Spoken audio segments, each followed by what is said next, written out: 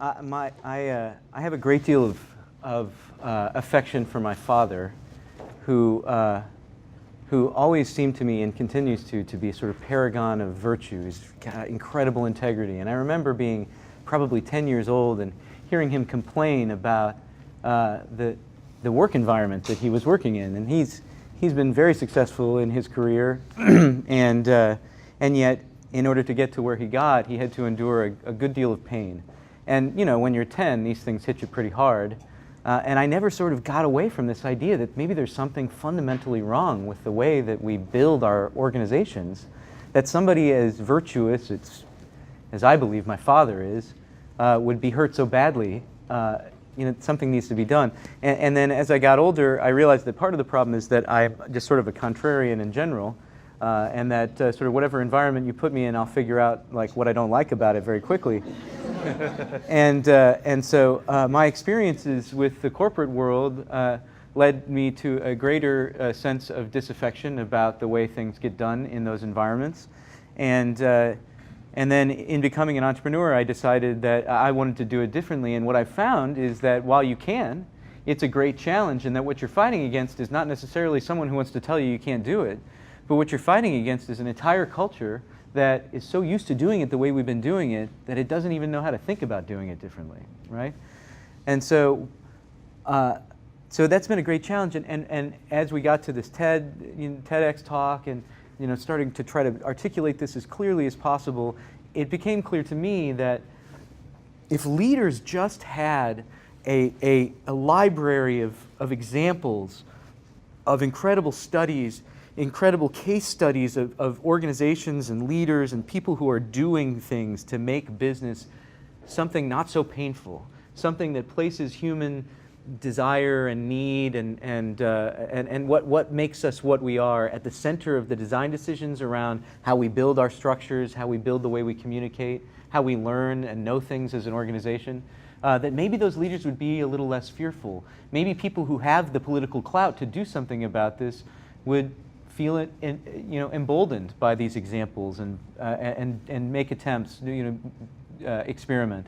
And I think this is really important for the same reasons that Chris was talking about. In particular, one of the reasons why I was so grateful for the opportunity to get Peter to come and talk with us about this, which is sort of hard to do. I mean, he's very much in demand, and I'm extraordinarily grateful to him, is because I really feel like we have a whole panoply of crises of trust in our culture.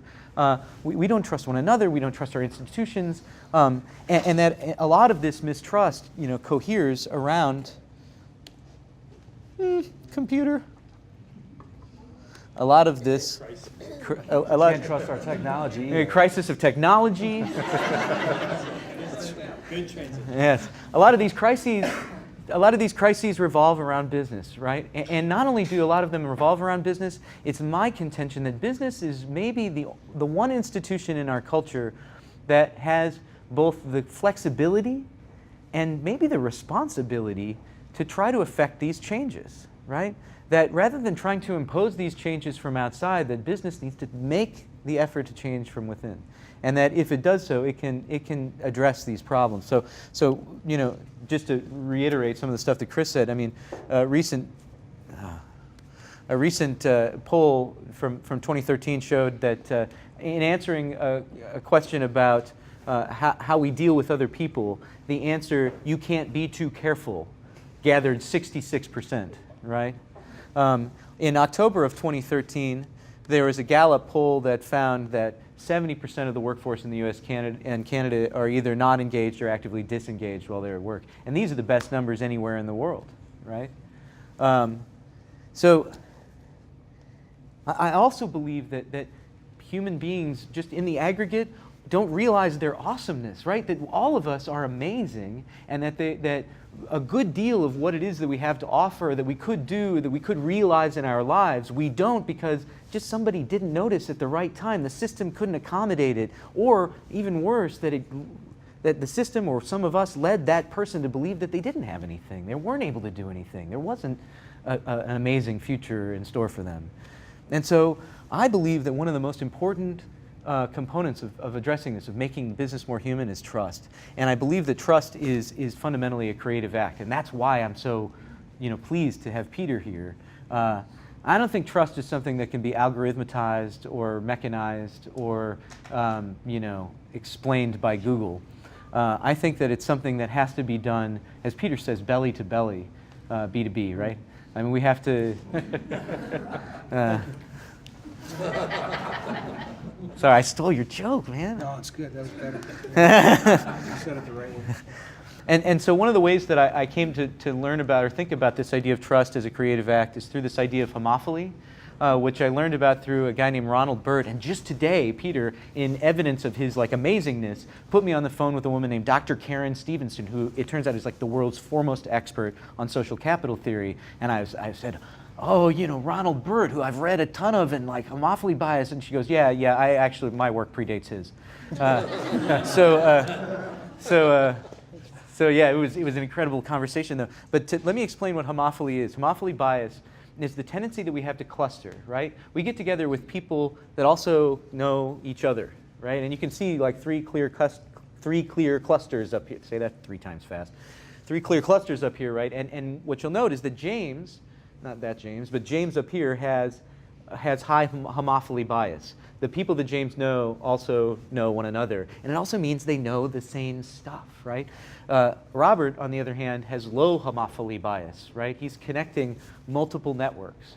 So he's not only brokering people from disparate networks, he's also brokering disparate knowledge, okay? This turns out to be important because the people that have low homophily are the people who get the best performance reviews, they make the most money, and they get all the promotions, right? Well, not all, but they're the majority. They represent the highest achievers. And it's because they're brokers, right? They're able to do brokerage because brokers create the basis for trust. I said trust is a creative act. It requires brokerage. You have to take people who have no reason to trust one another, and you have to give them reason to trust one another.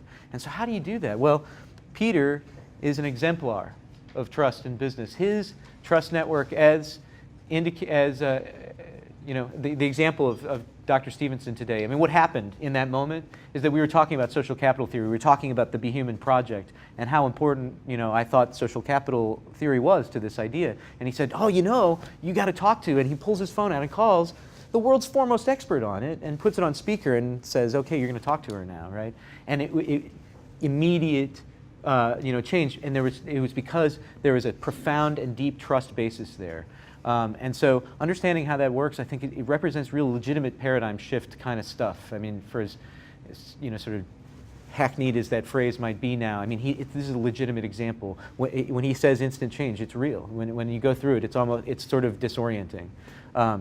So I'm really grateful that he's here, and he, to me, is, and it couldn't be a better inaugural guest for what we're trying to do with the Be Human Project. So thank you all for coming, and I'd like to turn the floor over to Peter.